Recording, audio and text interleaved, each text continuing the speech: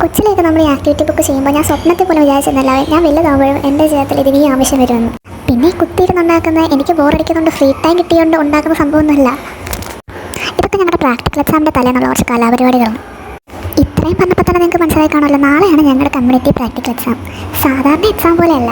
Practical എക്സാമിന് എനിക്ക് നല്ല ടെൻഷൻ ഇല്ലാത്ത ഒരാളാണ്, പക്ഷേ ഇതെനിക്ക് നല്ല ടെൻഷൻ ഉണ്ടായിരുന്നു.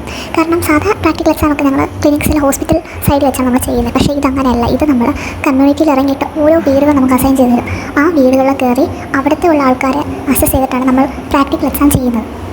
കഴിഞ്ഞ ആഴ്ചയായിരുന്നു ഞങ്ങൾക്ക് ഇതിൻ്റെ തിയറി എക്സാം. അന്ന് വിചാരിച്ചാണ് ഇനി ഒരിക്കലും ഈ ടെക്സ്റ്റ് തുറക്കേണ്ട അവസ്ഥ വരുന്നത്. പക്ഷേ എന്ത് ചെയ്യാതെ വീണ്ടും തുറക്കേണ്ടി വന്നു. അതിനകത്തുനിന്ന് ആവശ്യമുള്ളതും ഇല്ലാത്ത വൈവയെല്ലാം പഠിച്ചു. പക്ഷേ എന്ത് ചെയ്യാൻ, ചോദിച്ചത് ഞങ്ങൾ സ്കിപ്പ് ചെയ്ത ചാപ്റ്ററിന് തന്നെ. പിന്നെ നമുക്ക് അറിയാവുന്നതുപോലെ എന്തൊക്കെയോ ഒപ്പിച്ച് വെച്ചു. പക്ഷേ എന്തോ ഒരു ഭാഗ്യത്തിന് വലിയ കുഴപ്പമൊന്നുമില്ലാതെ ഞങ്ങൾ എല്ലാവരും നന്നായിട്ട് അത് ചെയ്തു. എക്സാമിൻ്റെ ടെൻഷൻ കാരണം അത് പ്രിപ്പയർ ചെയ്യുന്ന വീഡിയോസൊന്നും ഒരുപാടൊന്നും എടുക്കാൻ പറ്റിയില്ല. അങ്ങനെ ഒഫീഷ്യലി ഞങ്ങളുടെ 5th സെം ഇവിടെ കഴിഞ്ഞിരിക്കുന്നു.